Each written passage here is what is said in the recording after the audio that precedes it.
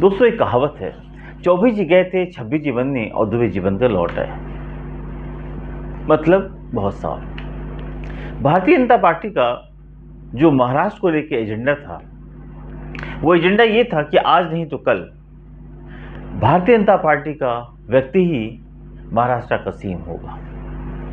लेकिन ये सपना शायद शिवसेना शिंदे ने पूरी तरह से खारिज कर दिया, या कहिए कि उन्होंने मजबूर कर दिया कि भाजपा अब महाराष्ट्र में अपना सीएम नहीं बना सकती। भले ही उसको हरियाणा से संजीवनी मिल गई हो, लेकिन उसके बेस पे भी अब उसको अपने इस सपने को सपना ही रहने देना होगा और डिप्टी सीएम से काम चलाना होगा। वही दूसरी तरफ हरियाणा के चुनाव में हार के बाद जो अप्रत्याशित हार हुई है कांग्रेस की, वहां घमासान छिड़ा हुआ है। हम इन दोनों खबरों के जब विश्लेषण पे हम आएंगे, उसके पहले आपसे एक छोटा सा निवेदन जो रोज करते हैं। दोस्तों, जिन लोगों ने अभी तक दिल्ली सहारा के आपके यूट्यूब चैनल को सब्सक्राइब नहीं किया है, प्लीज सब्सक्राइब करें, लाइक करें, ज़्यादा से ज़्यादा शेयर करें। दोस्तों, स्वतंत्र पत्रकारिता की मजबूती के लिए अगर आप कोई आर्थिक सहयोग देना चाहते हैं तो डिस्क्रिप्शन में डिटेल से वहां जाकर आप दे सकते हैं।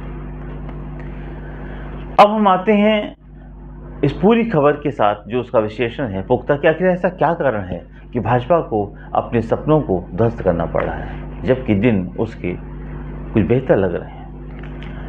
दोस्तों, हरियाणा में जीत के बाद जो भाजपा को संजीवनी मिली है, उससे उसके होश, उसके जोश बहुत हाई है। उसको लगता है कि अब हम, भले उसको जम्मू कश्मीर में हार मिली हो, भले जम्मू कश्मीर में उसे 10 साल तक चुनाव नहीं हुए और तमाम कोशिशों के बावजूद भी उनकी सरकार नहीं बन पाई, फिर भी जम्मू कश्मीर को साइड करके वो हरियाणा को ट्रम्प कार्ड के यूज करना चाहती है। करना भी चाहिए, पॉलिटिकल पार्टीज है, यही लोकतंत्र का अपना मजा है। अब भाजपा की पूरी कोशिश कि महाराष्ट्र में कांग्रेस की भाजपा की सरकार बने और कांग्रेस की सरकार ना बनने पाए। लेकिन दोस्तों, सोच से न सरकार बनती है न बिगड़ती है। हाँ, हथकंडे जरूर कभी कभी सक्सेस हो जाते हैं। अब देखिए, अभी तक महाराष्ट्र में चुनाव के ऊपर तो सारी सरगर्मी चल रही है, लेकिन चुनाव आयोग यहां काफी पीछे है। वन नेशन वन इलेक्शन की बात करने वाला चुनाव आयोग आज मात्र 4 स्टेट की चुनाव को एक साथ नहीं करा पाया। ये चुनाव आयोग की बहुत बड़ी सफलता कही जा सकती है। अब इस महीने उसको किसी भी कीमत पर महाराष्ट्र का चुनाव और झारखंड का चुनाव घोषित करना ही पड़ेगा, क्योंकि लगभग 26 नवंबर के पहले पहले महाराष्ट्र में नई सरकार का गठन हो जाना है। अब ये तो हुआ चुनाव आयोग का काम। जो सरकारी काम था वो तो अलग है। अब आ जाइए भाजपा कांग्रेस के दोनों के गठबंधन के। देखिए, भाजपा ने किसी भी कीमत पर महाराष्ट्र को खोना नहीं चाहती। वहीं कांग्रेस एलाइज जो गठबंधन है, यानी महाविकास आघाड़ी, उसका जो लोकसभा चुनाव में परिणाम रहा है, उसके जोश और होश बहुत हाई हैं। कहा जाता है कि दूध का जला मट्ठा भी छाग जो होता है उसको ही फूंक के पीता है। इस बार कांग्रेस और तमाम जो उसके सहयोगी दल हैं, यानी शरद पवार जैसा ट्रम्प कार्ड, ये सब सतर्क हैं कि अब यहां पे कोई दूसरा गेम ना हो जाए। महाराष्ट्री मानुष जो है वो बहुत ही शांतप्रिय है और कभी वो किसी तिकड़म में नहीं फंसता।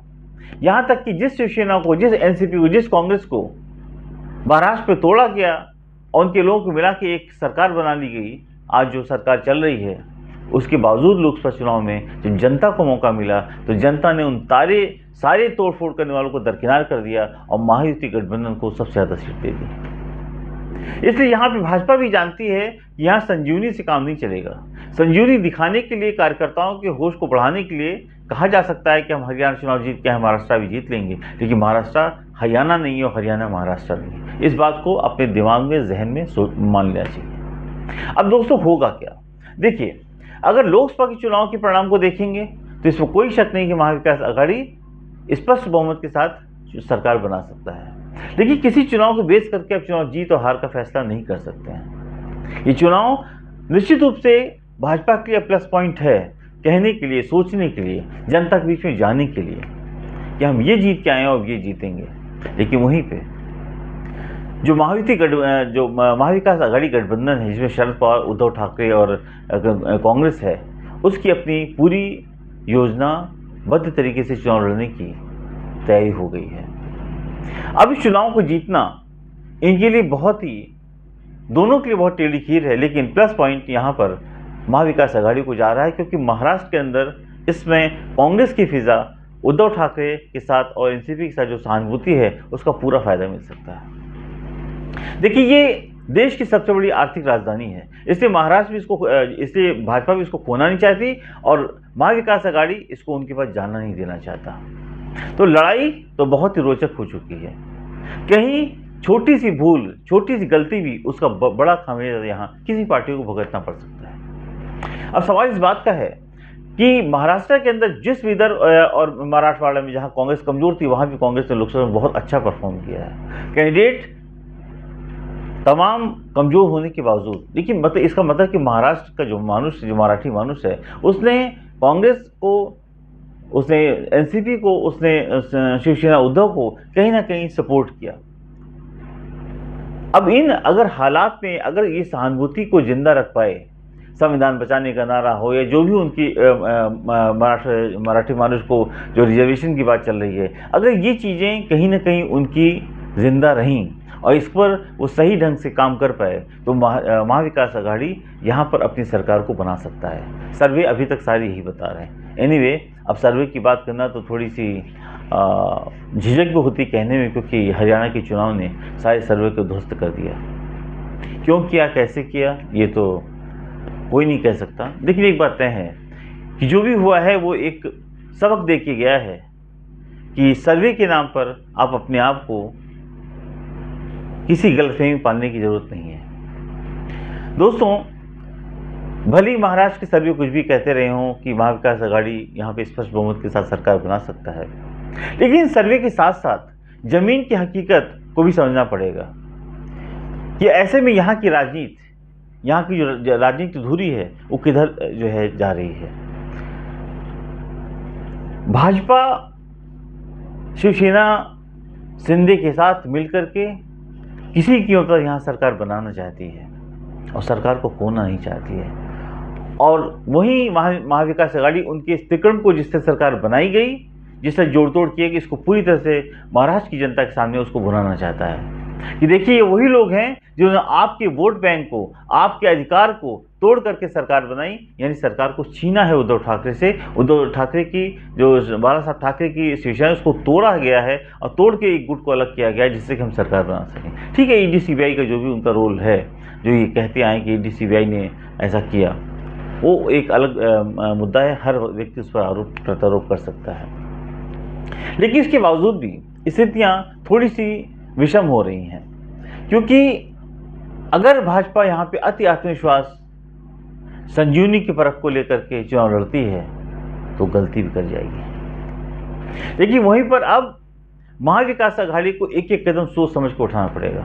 खास तौर से जो प्रत्याशियों का चयन है उसको बड़े ध्यान से करना पड़ेगा, क्योंकि अब कोई भी गलती माफ़ी के लायक नहीं है, क्योंकि इसके बाद ये दोनों झारखंड और महाराष्ट्र के चुनाव के बाद फिर दिल्ली और बिहार का नंबर आता है। लेकिन महाराष्ट्र को दोनों ही पार्टियों की, दोनों ही गठबंधन की पूरी कोशिश है कि महाराष्ट्र को कैसे अपने पास रखा जाए।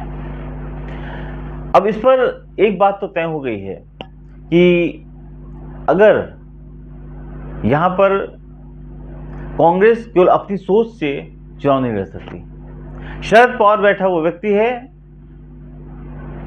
जो महाराष्ट्र को, महाराष्ट्र की बारीकियों को, महाराष्ट्र की जनता को बहुत अच्छी तरह समझता है। इसलिए ऐसा लगता नहीं है कि यहाँ पर कोई भी दोनों गठबंधन कोई गलती करेंगे। अगर भाजपा के चाणक्य ने अपनी बिसात बिछाई है तो शरद पवार ने ऐसी सारी बिसात को पहले ध्वस्त भी किया है। महाराष्ट्र का चुनाव अत्यंत रोचक हो चुका है, इसमें कोई शक शुबा नहीं रह गई है।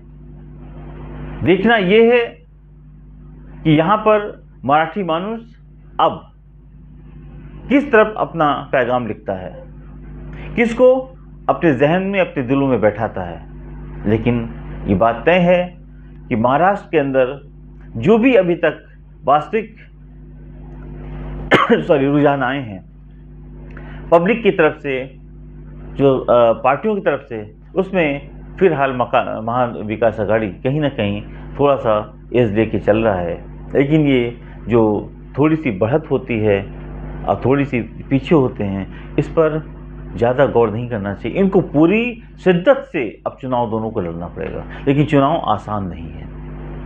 महाराष्ट्र का चुनाव अब इतना जटिल हो चुका है कि चुनाव को आप कहीं भी हल्के में नहीं ले सकते।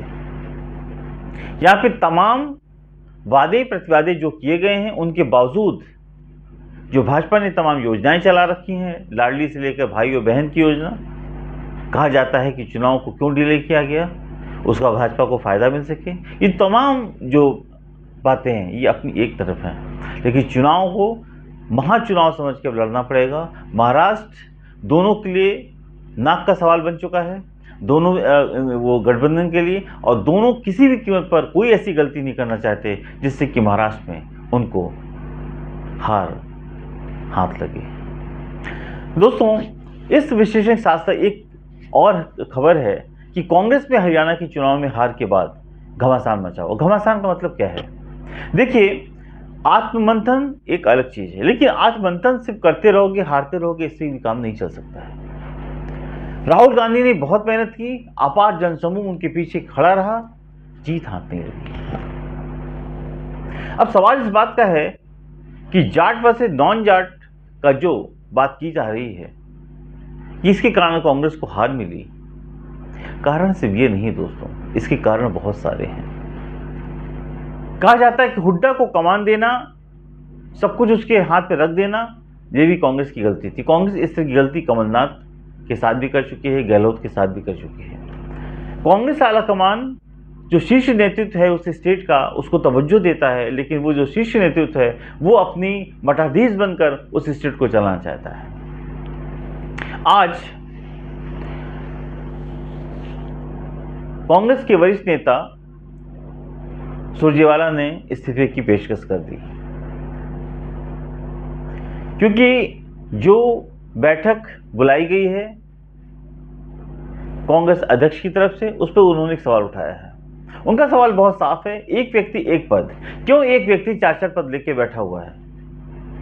दूसरी बात, उनका इशारा इस बात पे भी है कि कुछ ऐसे अहम पद पे बैठे हुए लोग जो तमाम स्क्रीनिंग कमेटी में, अजय माखन जैसे लोग तमाम स्क्रीनिंग कमेटी में आ जाते हैं, कोषाध्यक्ष बने रहते हैं, लेकिन इनके प्रभारी बन जाते हैं। इनका जो परिणाम है उसका भी एनालिसिस होना चाहिए कि अगर एक प्रभारी लगातार स्टेट के चुनाव को हरा रहा है तो उसको वहां से हटा करके नए लोगों को मौका दिया जाना चाहिए। चाहे कांग्रेस प्रेसिडेंट हो, जो सदन के नेता हैं, राज्यसभा में पार्टी के अध्यक्ष भी हैं। सवाल इस बात का है कि कैसे एक व्यक्ति एक पद की अवधारणा पूरी होगी। कोई ना कोई इसका रास्ता निकालना पड़ेगा, और जब तक लोगों के साथ जिम्मेदारियां नहीं बटेंगी तब तक काम नहीं हो सकता है। शैलजा और हुड्डा का विवाद कहा जाता है कि काफी ज्यादा गर्म हो चुका है, और भाजपा की जीत में इसका बहुत बड़ा तड़का लगा है। जो भी, अब तो देखिए चुनाव खत्म हो चुका है, जो शैलजा को करना था वो शैलजा कर चुकी हैं, जो हुड्डा को करना था हुड्डा कर चुके हैं, लेकिन जीत पार्टी के हाथ में नहीं लगी है। इनको 5 साल विपक्ष में बैठना है, इनको जितनी राजनीति करनी कर लें। उससे क्या हुआ? आप चाहते थे हुड्डा ना बने, हुड्डा चाहते थे आप ना बनो।